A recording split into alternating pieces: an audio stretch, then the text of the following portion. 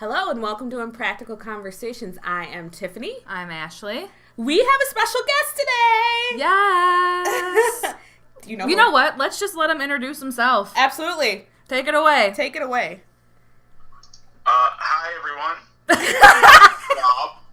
That was so anti. I have no idea what I'm supposed to say. Do you want to be called Rob or like Mr. Crow? Or just Fat Crow? Or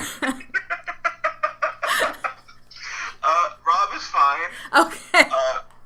You can call me Fat Crow, obviously, because that's one of my characters. But yeah, Rob is fine. I'm going to call you Mr. Crow because I think it's Mr. Crow is really fantastic. I think it's really fantastic. It's fancy. Yes. I just want to know. I feel like being called Mr. Crow, I should be like Russell Crowe or something. We can pretend. I mean. Let's not. So don't ever call him Mr. Crow. He doesn't like it. Yeah, guys, don't call him Mr. No, Crow. you can call me Mr. Crow. It's just this. I keep thinking yeah. No, you can call me Mr. Crow. It's fine. So, Mr. Crow, you want to run through the characters that you've played on the show? Of course. It's not that large a list, although I guess it's more than others, I guess. I've been Fat Crow, obviously, because I'm Mr. Crow now. I've been the guy in the Jello pool who doesn't really have a name. Oh my God. And then, of course, I have been the Karate Tortoise, also known as the middle-aged Karate Tortoise, which is always 32, and I don't know how that's middle-aged. But yeah, Cowabunga Dude. Or Cowabunga Sluts. Yes. Cowabunga what? I didn't hear that. Cowabunga Sluts. Cowabunga Sluts. Wow. Hey, that's the quote from the show. That's a cute thing. That's a cute quote. I don't think I heard that. Oh, it's my favorite. It's one of Ashley's favorite. Let's not get into why it's one of her favorites. Oh, shut up. Alrighty. So, Mr. Crow, we have a couple questions for you that we came up with, and yeah, it's gonna be fun. So let's get started. What is your job outside of IJ? I've had many. I had the wonderful opportunity of being a CVS employee for 14 years, which, when I say wonderful, is obviously sarcasm. That is thankfully in the past. I'm actually working through a temp agency. I've been at Fujifilm for 2.25 years at this point. And yeah, temping has been good because it's not anything permanent, but at the same time, it keeps you employed. All right. And so, did you know the guys before you started on Impractical Jokers? I did not, actually. It's funny, I keep getting asked how I met them and how I got involved with the show. I've answered it, I feel like a few dozen times at this point. But what happened was, around 2009, 2010, I really decided that I wanted to try to get into film and TV work. And I have an animation degree, a BFA. Okay. And, I was trying to get into sound design, and basically my goal for as long as I could think of is I wanted to entertain people, regardless of how I did it. So I started looking for internships and low-level work, and I was on a website called Media Match, which is one of several websites out there that cater specifically to film and TV work. Okay. And in late August, early September of 2010, I found on the site an ad for a show that was doing a pilot looking for interns. So I sent out my application, and I wasn't really expecting to hear back because you didn't hear back from much.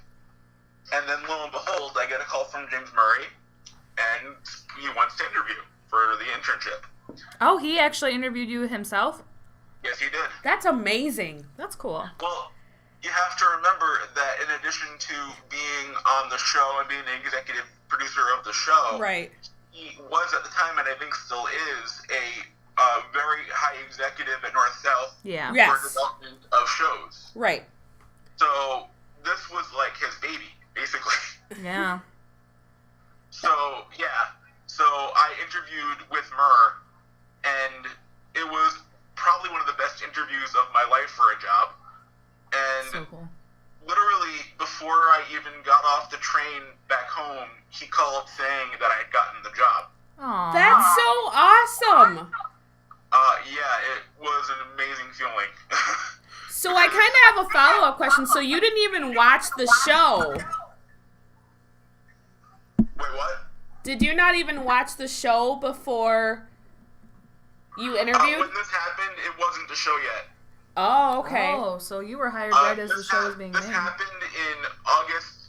No, it really happened in September of 2010. Okay. September of 2010, and they were shooting the pilot.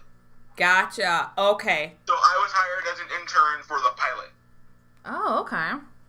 Yeah, as Joe said at the end of Walking Dead, and as Murray has said many times, I was literally the first person they hired for the show. That's amazing. That's so cool. You have those bragging rights for like the rest of your life. For real. It gets even better because 2 days after I was hired was the first day of shooting ever on the show. So I'm one of maybe 10 people that was present for day one of shooting. Oh, that's so cool. Oh, See, my not God. nobody would have known that. Yeah. You know what I mean? I'm kind of jealous right now. Right? Super jealous. But yeah, that is why I'm such good friends with them, is because I've known them literally since the beginning. Right. That's so cool. I know. I didn't know that. So, Are you recognized in public now? I haven't been yet by this since 2012, when all of my characters have been so heavily made up. Yeah. Or even if you saw me as like the Jello guy, you didn't know who I was because they didn't really say who I was. So I've basically been anonymous until Walking Dead, where they actually showed me being with the guys and talking to them. yeah. And then especially now with what aired during the finale with my interview with Joey Fatone. Right. And then Murr, of course, being the man that he is, helping me get noticed finally on Twitter after trying for like 2.5 months.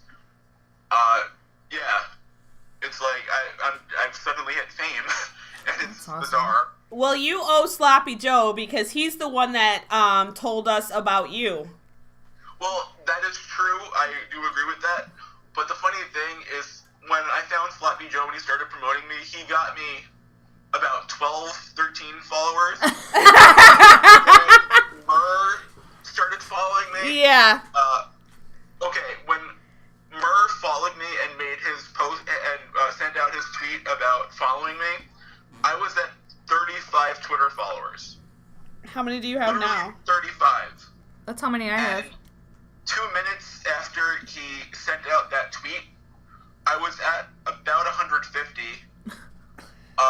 3 hours, I was at about 500. Within 19 hours, I was at 1,000. Oh my gosh. And I was, 1 second, I can actually look the numbers right now, 1 second. As of right now, I have 1,255. So, yeah, Murr has gotten me thousands of likes. Well, you just wait until this episode comes out because we're going to get you at least 15 more followers. Well, there you go. All set. 15. Let me just spit in his face. All right, so next question. Which was your favorite punishment that you were involved in? Punishment is, I would probably say, God, that's a difficult answer. We're here asking the difficult questions. Well, because all of them have such great moments, and you also have to remember that of the appearances I have made, 2 of them have not been punishments. Yeah. Okay, so even if it was like a challenge, you can use that as if that's one of them that's your favorite, you can use that too. See, probably my favorite, funny enough, is probably the Jello pool. But the reason it's my favorite didn't actually make air. Okay. Oh. Are you about to give us a little insider information? Yeah. Well, you know how they often give their featured actors and actresses earpieces? Yes. And they say what they want the people to say to whoever they're saying it to? Yes. Well, because they obviously couldn't direct me while being in the middle of the scene, they gave me an earpiece in case they needed to tell me anything. And because they did that, Murr, Joe, and Sal were feeding me lines to say while Q was presenting the house to his potential house sitter. So, for 10 minutes, basically, they had me sounding like a complete stoner. The guy that was house sitting would basically have to take care of and help with his getting his drugs and getting all of the things that he would need. So, like, it's been too long, and it's been so long that without seeing it, that I don't remember everything they told me. But one thing that still stands out is shouting 420. But it was honestly some of the funniest things I could imagine myself ever saying, and by far was the hardest it's been to keep a straight face while being on camera. Yeah. So, because of that, it's probably my favorite time on the show. And it still saddens me that that footage has never made air.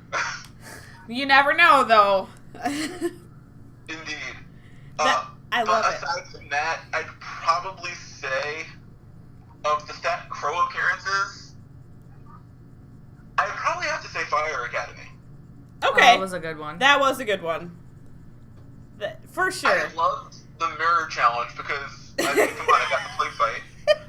But the Fire Academy was special. Is it just weird to see, like, the person who you interviewed for this job with to just be, like, sprayed down with milk and screaming? Oh, please, the amount of ways I've seen him. Yeah. I mean, come on, he had a rectal exam on TV. Yeah. Oh my, that's one of my favorite Murr Oh, punishments. me too. Come on. Oh my gosh, Joe with the whole, you have a finger in your asshole. Like, and watching Sal fall over and just seeing his feet on the screen. He's like, they're going to the dark side of the moon. Like in the grand scheme of things that they've done on the show, seeing him get covered in milk while rappelling down the side of a building just doesn't even make the top 5. Absolutely. Yeah, that's true. Yes. All right, so which favorite punishment do you have that you were not involved in? That you just Oh saw. God, that's tough. I know. That's why we Oh, ask. There's been a few that Uh-oh. have stayed out in my mind. Oh God, I'm having a brain fart. Even if you just remember one, that's fine. Well, I have to say, of the recent ones, the genie. Oh, yes. Yes. Genie does as you wish. Oh God, I was laughing so hard. I literally almost peed my pants when I was watching that one. It is just so... I rewinded it and watched it again. When they're just flopping him around into walls and stuff. He gets, like, throat punched by the carpet. I've said this a few times today with my tweets about how I needed to take an inhaler after I came home because of how hard I was laughing. I'm an asthmatic, so there have been so many times that this show has literally almost killed me. And we're laughing. How much I was laughing and, like, not breathing. So That happened to Ashley once. Yeah. It was Joe with the exercise ball. Yeah. Oh God. I was, you know, what happened was, I was eating strawberries by myself, and I inhaled to laugh, and I started choking by myself, Wow. and I had to, like, I don't even know how I got it out, but I did. But yeah, I almost died. It was so funny. Well, I'm glad it didn't happen. Yeah, me too. That would have been pretty tragic. That would have been a horrible way to go. Oh, really?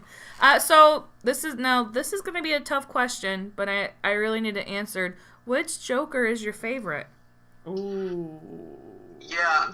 I would, if I were you, just let me give you a little bit of advice. If I were you, I would say Murr, but hey, you do what you want. going to sound like such a bullshit answer, but I don't have a favorite of the four. It doesn't sound bullshit, and I'm going to tell you why. I did not have a favorite for a long time, and Tiffany hosted a debate where people brought different reasons why each Joker was their favorite and made me choose. So I don't think that's a bullshit answer at all, because I went years. Here's why even that wouldn't work on me, is, again, I've known them all for 7 years. Yeah. Each one has their positives and their negatives. Okay, so going into that, tell us why you like each guy then. Oh God, I walked right into that one. Yeah, you did. It was our next question anyway. That's true. I'm seeing it on the list. Well, okay. So Murr is. Oh God, I don't even know how to describe this. Okay, of the four, Murr, when I text him, is easily the one that responds the fastest. I could see that. Yeah. And just as an example, that's perfectly timed. Last night, I was at the Madison Square Garden show purely because of him. Oh, really? That's so awesome. Yeah. They've given me access to their shows before, and I didn't want to ask for Madison Square Garden because I felt like it was too much. Right. And then the reason, with my date Nicole, her story of what happened to her is basically I felt she deserved to go to the show last night. And so I contacted Murr, and within minutes of my asking if there were any tickets, he responded asking me to confirm my email, and emailed to the people running the show and running the tickets and all of that, making sure that they would put 2 tickets aside for me and my date, and make sure we had access to the after show reception. Look at Murr. Look at that guy. I always say I love just how true they are and how genuine they are and how just humble they are with all this success, and that just totally just makes it even better. It just solidifies it. And then if you want to even get better with it, Sloppy Joe, John, I can never remember his last name. It's like Lonanen or something.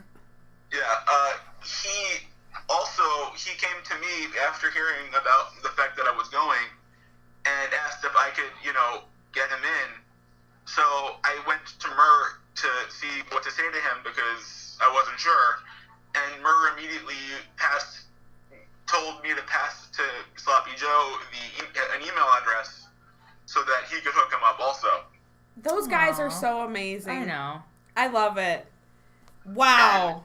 So that's Murr. Yeah. We still got 3 others. Oh, yeah. I'm ready to go on to the next question. Okay, so next. Now, with Joe is one of the friendliest people I've ever met. I could see that. Yeah. Okay.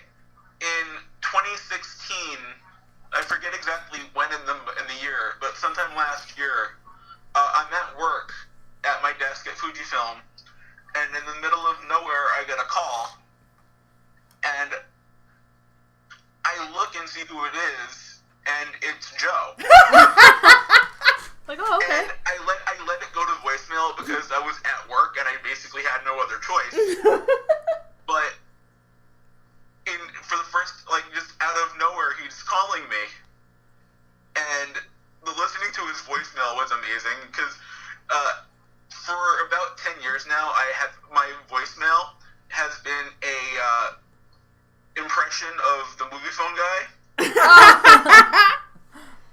And Joe's entire message was chastising me for my voicemail choice.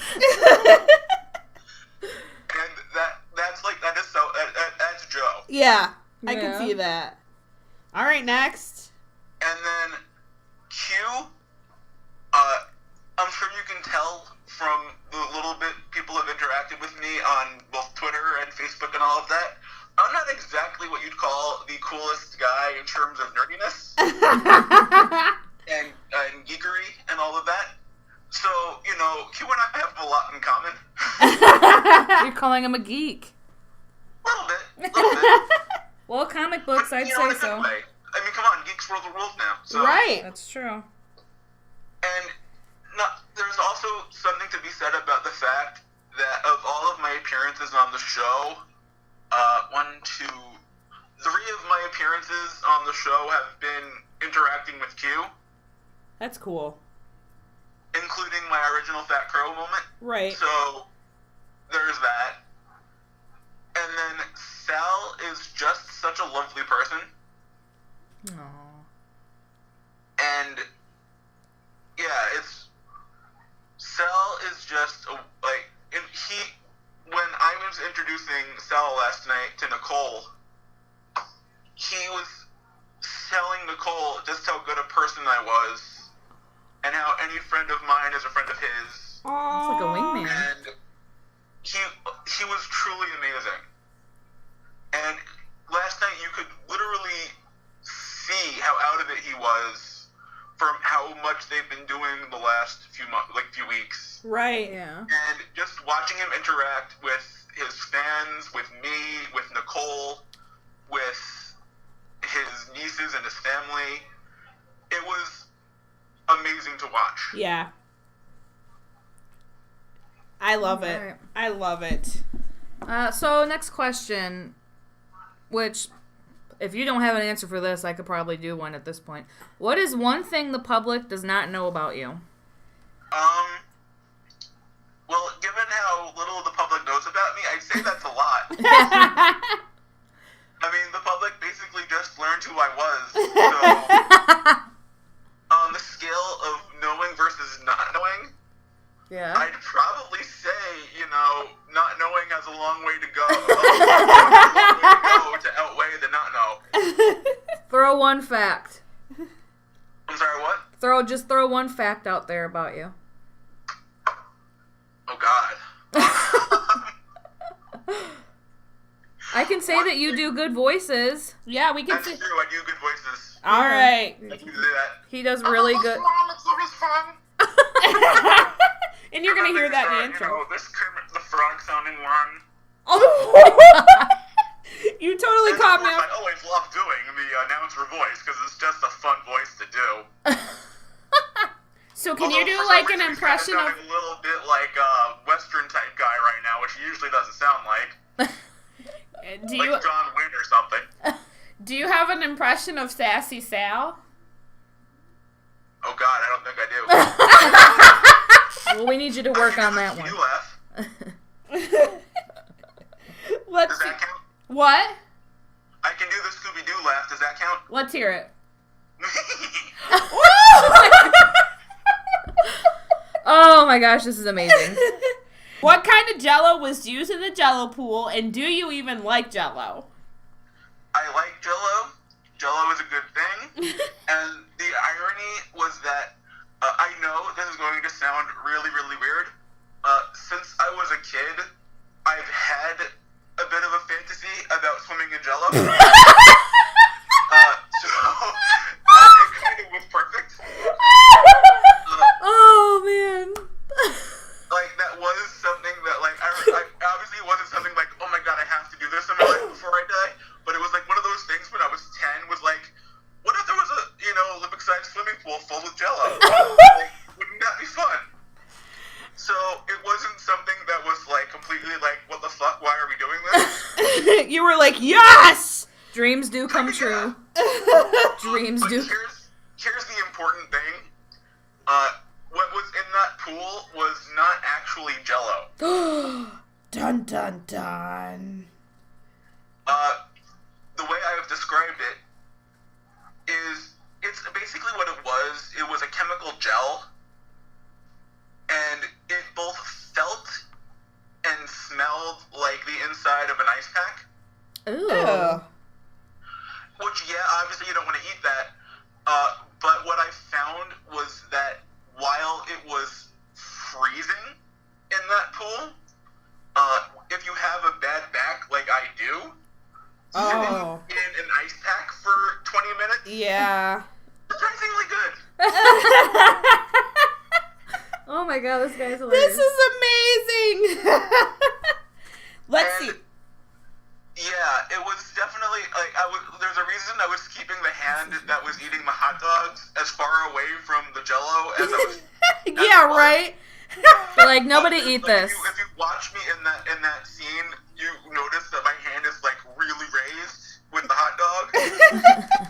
I was doing my best to keep that entirely away from the chemicals that I was laying in. I'm gonna have to rewatch and, like, really inspect the Jello now. Yeah.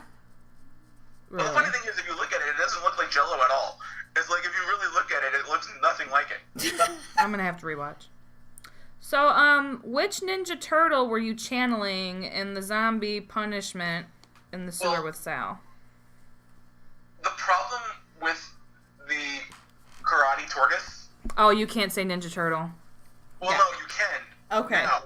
The problem is we couldn't then.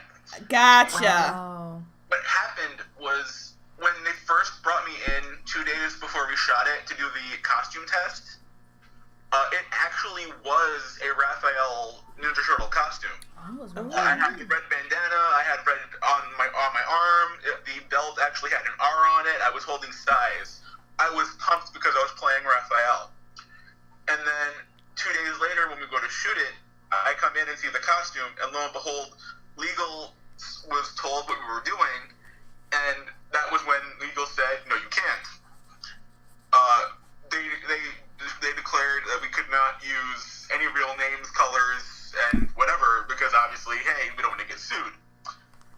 So that was when he became Karate Tortoise. Karate Tortoise. That is perfect. Honestly, in hindsight, it is so much funnier being the Karate Tortoise. Absolutely. Yeah, it than is. it ever would have been being Raphael. Yeah, for sure. But at the same time, when you've literally grown up with the turtles since you were like 4, it was a little disappointing that I didn't get to be Raphael. So you thought you'd be in like a big pool of Jello, which was a great fantasy, and it turned out not to be real Jello, and then you thought you really got to be Raphael, and that got taken away.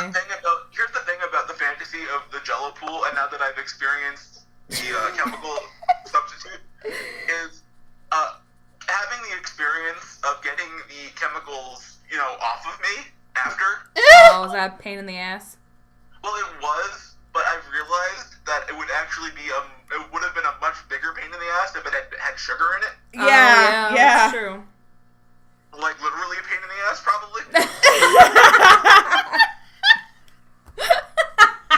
So, yeah, I actually wasn't disappointed after the fact. Oh, okay. Oh, my God. I gotta ask the next question because Tiffany's laughing too hard. It just says, so tell us about the Madison Square Garden show. Which you kind of already did. Yeah, you kind of already did. On anything. And then you can also talk about the after party, because it's kind of like a two-parter question. The Madison Square Garden show was a truly amazing experience. I bet that energy was just amazing. Well, that's the thing, was yesterday... Okay, I need to do a little background before I talk about yesterday morning. Okay. Because of all of my appearances going so well, and because I have enjoyed doing each one so much, it reminded me of how much I love acting. Okay. And shooting the Jello pool, shooting the Fire Academy, shooting Karate Tortoise, shooting all of that, I had so ridiculously so much fun doing it that I wanted to repeat the experience forever. Oh, yeah. So that was basically the moment that I decided, hey, it's time to see if I could actually pursue this. We'll watch anything you're in. Yeah, I'm sorry? We're your number one fans. We'll watch anything you're in. Yeah, I'll watch it. Oh, thank you. Especially after all the Scooby-Doo thing really won me over. So in any case, when the new year started, I was looking to take a class or something, and I actually talked to Casey about what he thought about UCB because he's a member. Right. And he encouraged me to try it, but the problem is that UCB, their improv classes are so ridiculously hard to get into because of how fast they fill up. So I was looking for alternate things to try first, and a couple of years ago I did a class class at something was called Actors Connection.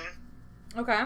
Which I don't even know how to describe them, but they're heavily involved in the acting world, both in New York and Los Angeles. And I got this email in March, I would say, offering an intro acting class. It was about 5-6 weeks, which really isn't enough to really learn anything. But it was a 5 or 6 week class, and it was like starting literally the next day, and it wasn't that expensive, so I signed up for it. Okay. So while doing that class, I discovered that Central Casting, which does a lot of the background acting, casting, and all of basically anything but principal roles. Okay. In order to even audition for anything involving Central Casting, you have to register with them. And basically, it's kind of like you basically fill out the paperwork that you would fill out for any job, like W-2, a W-4, an I-9, all of that. Yeah. And the problem that I discovered in April is that if you're going to register with them as a man and you're not union, there's only 2 times during the week that you can do that. And both of them are at 11 in the morning on Tuesdays and Thursdays. Mm-hmm. Which, if you know anything about a work day, means that pretty busy. You literally would have to lose an entire day of work. Right. So, I've been struggling trying to think of when I could go down and do it. And then, lo and behold, I'm going to the Madison Square Garden show. I'm already going to be in the city. I'm taking the Thursday off. Hey, oh. Yeah. So yesterday, I don't know if you saw around 2 o'clock in the afternoon, I posted, hey, I guess they got here too early. Yes. The reason that was because I got to the city at like 10 o'clock yesterday morning to go and register at Central Casting. Amazing. And then because it was basically in the same neighborhood and because the train is so ridiculously expensive, there was no reason to go home. So I was in the city yesterday all day, basically spent like 5 hours looking for anything and everything to do. And more or less what it became was walking around trying to find a place to charge my phone because my phone's battery sucks. So that occupied a lot of time. And then the night was truly wonderful. My date, Nicole, was as great a date as you could hope for. We were planning to go to that fan gathering that's been advertised for weeks now at Stout, the bar in New York. And so we went there, and meeting the fans was cool, and we got to eat, and it was good food. And then, fortunately, a few friends of mine from the show, met up with me at that bar, so I got to see some of my friends there. And then from there, it was going into the show and going to roll call and picking up the tickets. Yeah. The thing about how Murr got the tickets is until I picked them up from roll call, I had no idea where we'd be sitting. Right. Oh, yeah. So I kind of suspected they would be good seats, but I had no idea what to expect, like where they would be.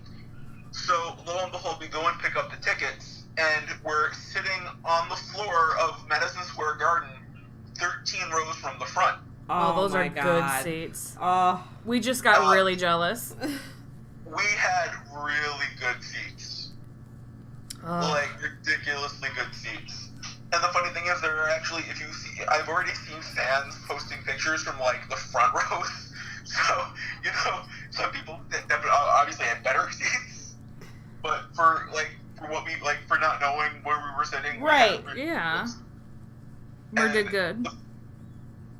Watching Madison Square Garden fill up from that vantage point was amazing. Oh, I bet. And if you've been to their shows, you know how Murr has the moment where he has everyone light their phone. Yeah. And they can get that picture. Right. Seeing the individual lights of everyone's cell phone. That's amazing. From the floor of Madison Square Garden. If I hadn't already been holding up my own phone with the light, that would have been a picture on Twitter already. Absolutely.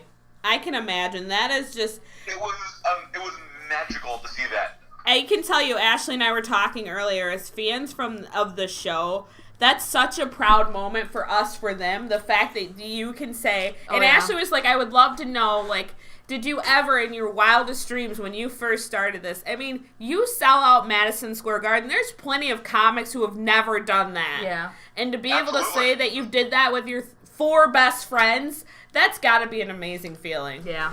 Well, as Murr said on Facebook after it sold out, he was literally crying. Yeah. I probably would too. Yeah, I can't... I mean, that's just phenomenal. I would absolutely cry over that. Yeah, oh man, that's such an amazing experience. It's just magical. I would also like to point out the true fun of the fact that while I'm doing this interview, I literally have the Practical Jokers on muted, right to the side of me. That's amazing, because it's probably, if you looked at Ashley's TV, it's probably on right now. We're probably watching the same thing. Yeah. Burgers in the supermarket whispering. Yes. Sakes alive, it's moist out here. All right. So, lastly, is there anything that you want to plug right now? Like, do you have a website? Do you have a fan page? You're on our page. I do not have a personal website yet. Okay. What I do have is social media. Yay. Okay. Obviously, my Twitter is The Real Fat Crow. And, hey, people are enjoying what I'm saying on there. Someone has to. Wait, no. And then on Facebook, I have a recently created public page, which I put up literally the night that Karate Tortoise aired. Okay. Which I'm trying to basically... If you like and follow me on the public page, it's more or less what I'm putting up on my private page, just, publicly. And, it was kind of a way for people who were friending me that I'm not accepting to still have access to me, I guess. Yeah, absolutely. You want to keep your privacy. Well, I have accepted a lot of people that were trying to, but I've kind of reached a limit. Yep. Because it's so overwhelming, and I have like 3 or 4 friend requests a day at this point. And I wish I could accept everyone, I really do, but unfortunately it's just, I can't. Well, yeah, and that's understandable. That's why we asked if you had, like your like page or whatever. Well, so that's the next thing that I'm going to plug, which is the That Crow official fan club page, which was wonderfully set up by Nicole, my date from last night. And if you go to my public page, it's linked. Okay. Okay. Yeah, it's a closed group, so you would have to be approved. But if you go to my public page, it's immediately there. And then, in addition, on my Twitter feed, in the profile, the website line, because I don't actually have a website, the website that's currently there is a direct link to my fan club. Okay. So if you're okay with that, we'll be sharing that quite often on our page, on our podcast page. Absolutely. And you share it as well. Yeah, and you shared it. I think you did on your page already, but I'm not sure. But yeah, even if I don't accept your friend requests personally on my private page, I personally respond to people on basically all the things I just told you about. Yeah. On Twitter, I respond. On my fan club, I respond. On my public page, I respond. So people have multiple ways of talking to me. Well, listen, I just friend requested you on Facebook, so I expect pretty swift answer here. We also, our page in Practical Conversations is following you on Twitter, just so you know. It has been for a while. So, we'll Have be... I followed you back? I'm not sure. Ashley can check. I'm gonna look right now. But we retweet, we do a lot of retweeting from, like, Sloppy Joe, now you, and the guys, of course, so definitely, we will be... No, you are not. Oh, man. I mean, you're on our show and you haven't followed us on Twitter. I don't know. I think I should just scrap this whole interview. Well, the thing about Twitter is there's a lot of people that are following me. Yeah, absolutely. I'll go and find you and return the favor. That's okay. We're not too worried about it. We're not worried about it. We got you on the show, so you're stuck with us. Don't worry. Well, first of all, thank you so much for letting us chat with you and interview you, and thank you for sharing everything. And I mean, It's not a problem. It really isn't. And we're going to have you back when we break down the finale episode, so you'll be, like, on the show. So I guess technically that makes you, if you get invited back, you're a friend of the show. So you are officially a friend of the show. Yay! Congrats. What an honor for you. Yeah, to our 1,900 people, you are a friend of the show. But we really appreciate you taking the time to let us ask you these questions and to be available for us and to sit here and chat with us and everything. It was more than a pleasure. And we will have you back soon. And just for our people listening, don't forget to follow him. Go ahead and plug your Twitter name one more time. Oh, my Twitter name is the incredibly hard to remember The Real Fat Crow. It's not Mr. Crow. It's the real Fat Crow. The Real Fat Crow. Is looking at it, I don't think there were like any, mock Fat Crow pages. Right. Real Fat Crow. But, I decided, there's so many people that, add real to their Twitter handle, including our wonderful president. Yeah. In case the sarcasm wasn't clear, I'm not saying Silent wonderful. shade. A little bit of shade The thrown. sun's not even out and you're throwing all kinds of shade. Well, it is in his handle, but yeah. Just wanted to make sure that people knew that I was not actually calling him wonderful. Want to make that very, very clear. I love you, Fat Mr. Crow. Fat Mr. Crow. Yeah, it is Mr. Crow. So don't forget. I don't get any love for doing Mr. Plow. I went through all the trouble and got nothing. You got Ashley and I were like, did he just? So you did get love, it just wasn't seen. To The Simpsons and got nothing. I cannot. Oh my God, Mr. Crow, you are amazing. Thank you. So, so don't forget to follow him on Twitter. We'll be sharing his fan page. He's going to start posting more on our page. He promised me that. He hasn't, but I'll do my best to. I don't recall saying. No, that's what. No, you're fine. Best to. He's so sweet. Just so you know, for my tone of I'm actually raising my hands like I'm shrugging, because even though you can't see me clearly, I think you can. So I literally have my hand raised in a shrugging position. Like the shrug emoji. Yeah, the shrug emoji. It's fine. Or like that, where people like use the different writing things to make that whole big thing. I don't know. Oh, You know what I mean? Yeah, we Yes. got you. But, That's what I look like. That's what I looked like when I had my voice raised there. we will definitely have you back. Let's end this show. You stick around, but we're gonna end the episode here.